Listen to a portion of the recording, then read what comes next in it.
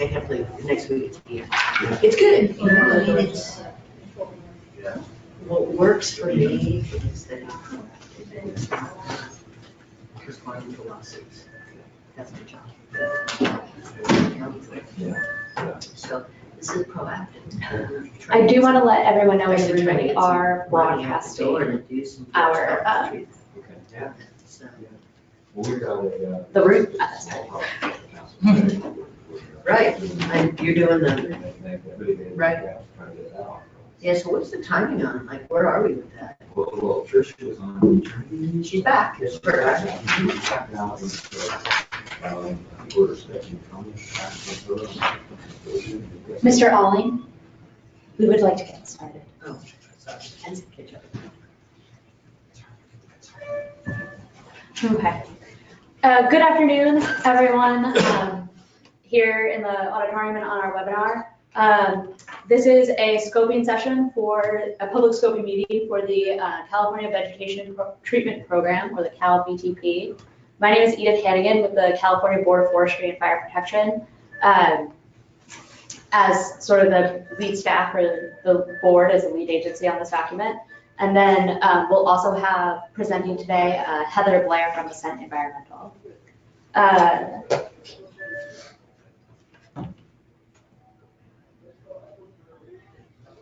Well, this was working. Heather, can you please advance the next slide? Oh, I think I figured out the problem. One moment, please.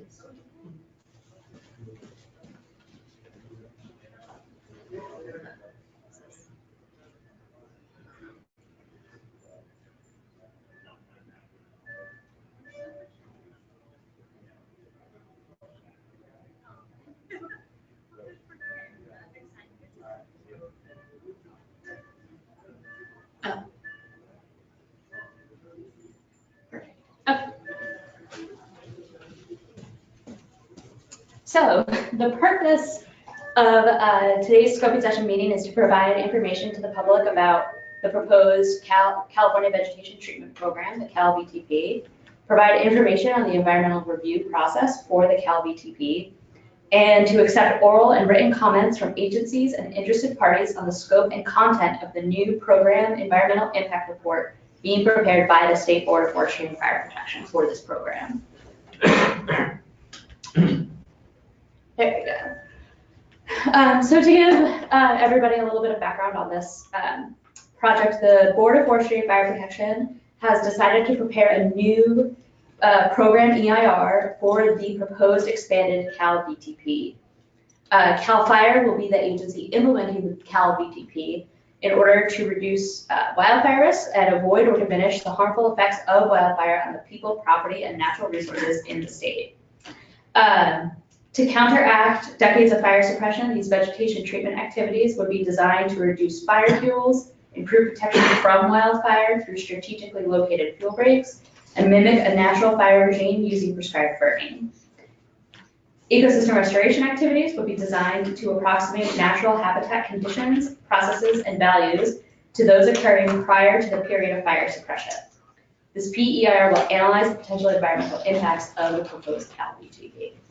This CalVTP is one tool the board and the department are using to help implement Governor Brown's executive order that mandates an increase in the pace and scale of fire fuel treatment programs to reduce wildfire risks. This CalVTP also supersedes and replaces the previous draft program environmental impact report associated with the VTP in the past, most notably the most recent version in 2017.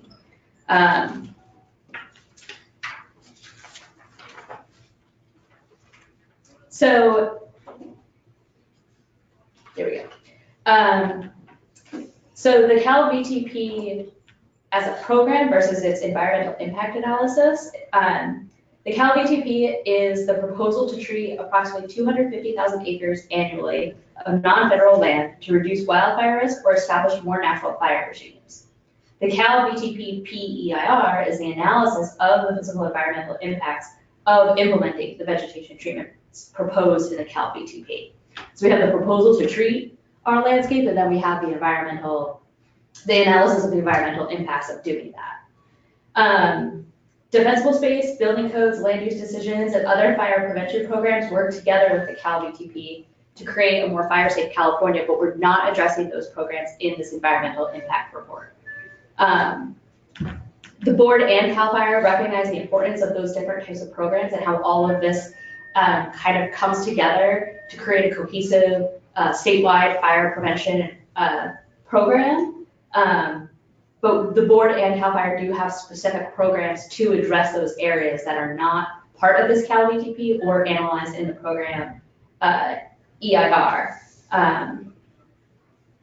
I manage many of those programs for the Board of Forestry and Fire Protection. I would be happy to talk to you about how we implement those programs and ways that you can influence those public processes and those decisions that are being made. But the CalVTP and its program environmental impact report are an inappropriate place for us to include those. And then Heather, are you? So Heather Blair from Ascent Environmental will go over the CalVTP as a program.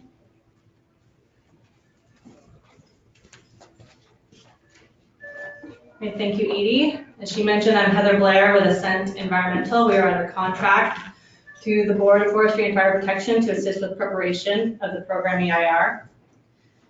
So the CalVTP would be implemented within what's called the treatable landscape. The treatable landscape is defined as the portion of the state responsibility area that's considered suitable for vegetation treatments. The treatable landscape comprises 20.3 million acres of the 31 million acre state responsibility area. So the way the treatable landscape was defined was by identifying the vegetation types or habitat that were suitable for treatment and excluding those that are not. Examples include aquatic habitat and agricultural areas. So after the suitable vegetation types were narrowed, then CAL FIRE's Fire and Resource Assessment Program, or FRAP, modeled the areas where the different treatment types could be implemented within the treatable landscape.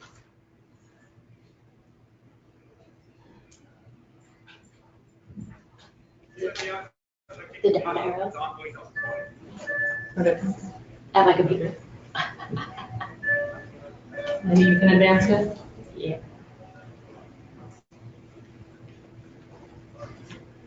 There we go. So there are 3 different proposed treatment types. The wildland-urban interface, or WUI fuel reduction, the fuel break, establishment of fuel breaks, and ecological restoration projects.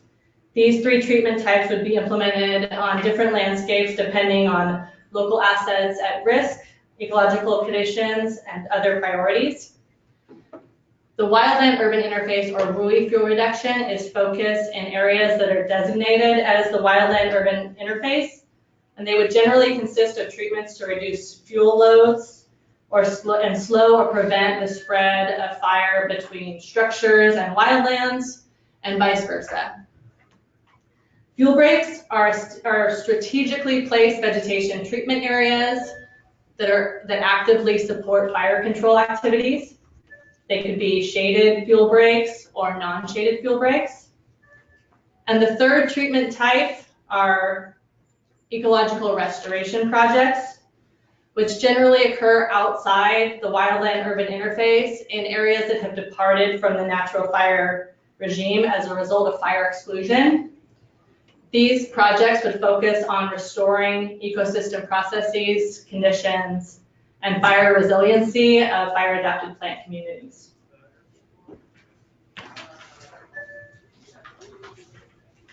Oh, I did it for you. Oh, thank you. So 5 proposed treatment activities would be used in various combinations to implement the 3 different treatment types that I described. So the 5 treatment activities are prescribed burning, manual vegetation treatment, which includes handheld tools or handheld power tools, hand-operated tools or handheld machine-operated tools. Mechanical vegetation treatments, which is motorized equipment used to remove or trim vegetation. Examples could include masticators or chippers. The fourth proposed treatment activity is prescribed herbivory, which is beneficial grazing or browsing. And finally, the targeted ground application of herbicides. So as I mentioned, these 5 proposed treatment activities can be implemented in any combination to achieve the objectives of the treatment type and the needs of the target vegetation within the project area. So to analyze the environmental effects of the California Vegetation Treatment Program, the board is preparing a program EIR. CEQA allows for preparation of a program EIR for a series of actions that can be characterized as being related statutorily with generally the same environmental effects, and those that are related to a continuing program. So the program EIR will provide streamlined CEQA review of site-specific later vegetation treatment projects that are consistent with the environmental analysis in the program EIR and the environmental protection measures that are presented in the program EIR. So this streamlined CEQA review approach will document whether and how a project's environmental effects are covered, also known as within the scope of the program EIR, and which mitigation measures from the PIR are incorporated in and applicable to the later vegetation treatment project. So these within the scope findings for later activities would help increase the pace and scale of project approvals in furtherance of the governor's goal to increase to 250,000 acres per year. So, however, where later activities do not qualify for a within the scope finding, then additional CEQA documentation will be required. And this would typically be in the form of a mitigated negative declaration or an environmental impact report. Next slide, please. My laptop's coming back from vacation. Oh, yes. Thank you. So listed in this slide are the topics that will be addressed in the program EIR. This is what is sometimes referred to as a full scope EIR. We will be considering all of the resource areas that are listed in Appendix G to the CEQA guidelines. Some of them include aesthetics, air quality, biological resources. We'll be analyzing greenhouse gas emissions, public health, water quality, and various other resources that are listed here. Here's the schedule for the program EIR. The notice of preparation was released on January 30th. Right now we're within the public review period for the notice of preparation. The board is holding scoping meetings this week and next week. The notice of preparation review period will end on March 1st. The board is targeting release of the draft EIR in June of 2019 and will endeavor to certify the EIR by the end of 2019.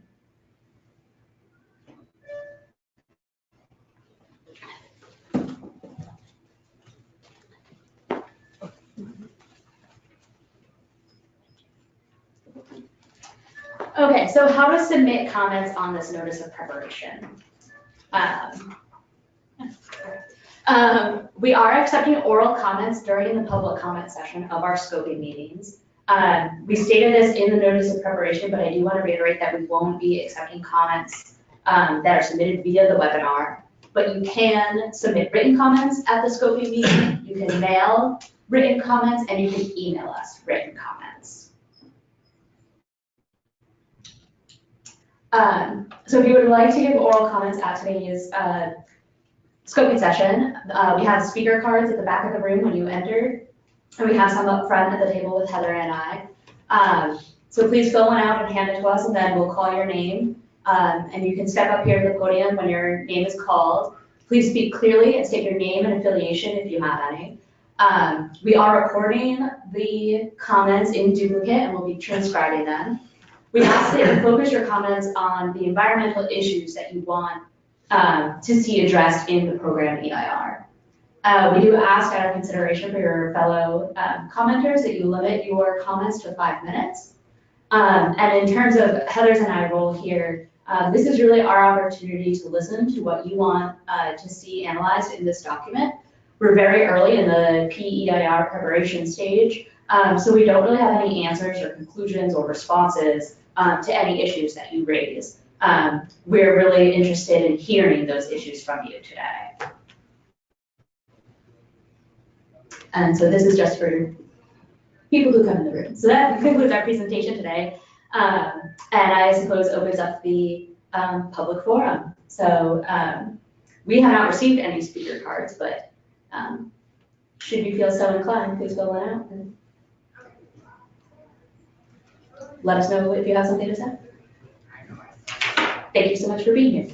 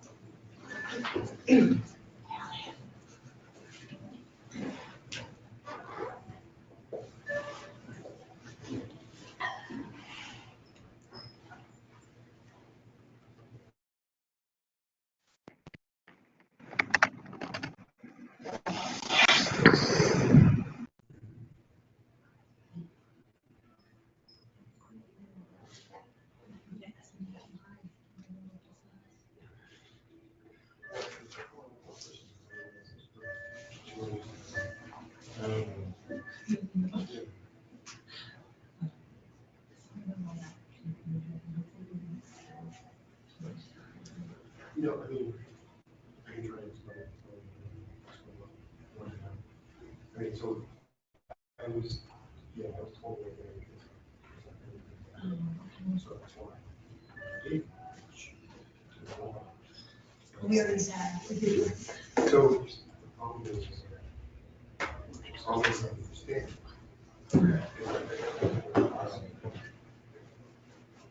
Because the information wasn't all there in one place for one person. And so some people were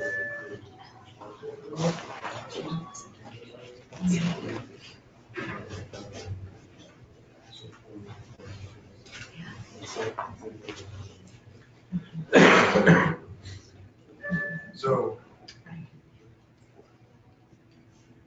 I don't know. So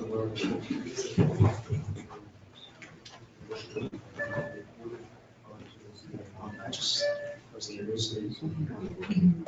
But I guess it had almost was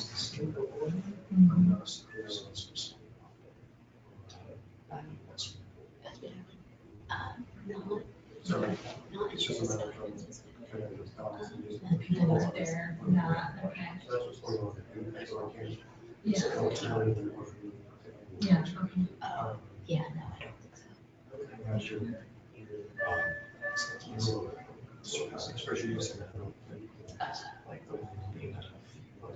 Okay. So yeah, just curious because. Okay, okay. Right.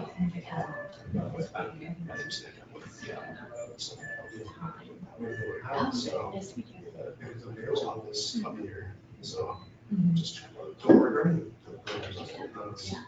Because obviously, there's like it's but it's maybe like the one thing we saw. Yeah. I don't know if you can. Yeah, we should have actually, I'll add this in for our future studies, I think we should have, anything under reports practice rules. But those, I mean, we're told. Talking doesn't go in. Things that are working. And that's just where the utility stuff, the exceptions. Yeah, it's definitely good to know. So, you kind of focus, I don't know, whatever it is. Yeah. Basically, all the fire protection laws. It's honestly like fire protection. It's basically. I know, I appreciate it, I want you to know. Because of circumstances. Yes. You guys, okay, so. I'm not able to.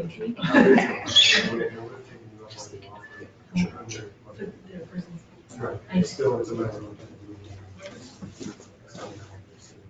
I want to let everybody on the webinar know, we don't have anybody interested in providing public comment as of yet at this scoping session. So I'm going to mute the microphone, but should anybody come up and speak, we will be certain to unmute it so everybody on the webinar can hear what's going on. Just if there's any way we can solve it. You're doing everything. Yeah, no, I'll let you know. I mean, I think, once we get, once I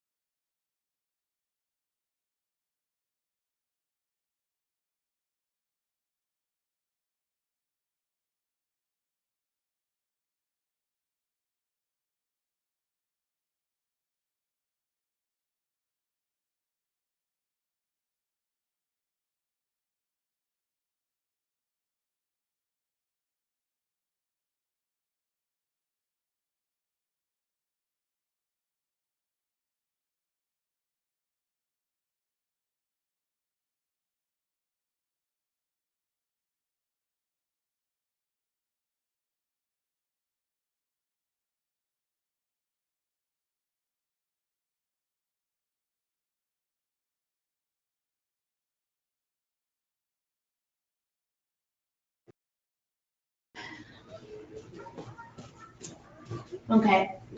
Good afternoon, everybody on the webinar. There's been scheduling snafu with our auditorium room. So we'll be moving, but we will restart the webinar when we get to a new location for those of you who are still interested in participating.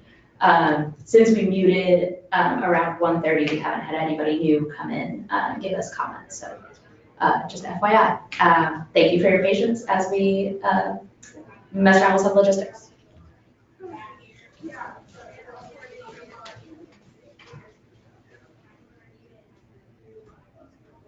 So you'll reconvene the webinar in your office? Yeah.